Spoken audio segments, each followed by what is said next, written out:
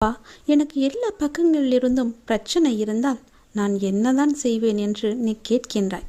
எல்லாவற்றையும் தவிர்த்துவிட்டு ஒதுங்கிக் கொள்ள நினைத்தால் பிரச்சனைகள் தீராது. விட்டு வைத்த வினைகள் மீண்டும் வந்து சேரும்போது எல்லாம் ஒரே நேரத்தில் நடப்பது போல தோன்றும்.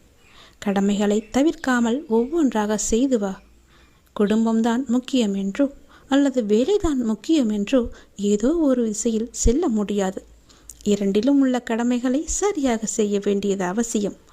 ஒவ்வொன்றாக நீ எப்படி தீர்க்க வேண்டும் என்பதற்கு நான் உனக்கு துணை புரிவேன். உன்னால் முடியும். சிக்கல்களிலிருந்து நிச்சயம் உன்னை விடுவிப்பேன். எத்தனை உறவுகள் உன்னை கூடி இருந்தாலும் யாரும் உனக்கு உதவ போவது கிடையாது. உன் வாழ்க்கைக்கு நீதான் பொறுப்பு. உனக்கு நான் தான் துணை.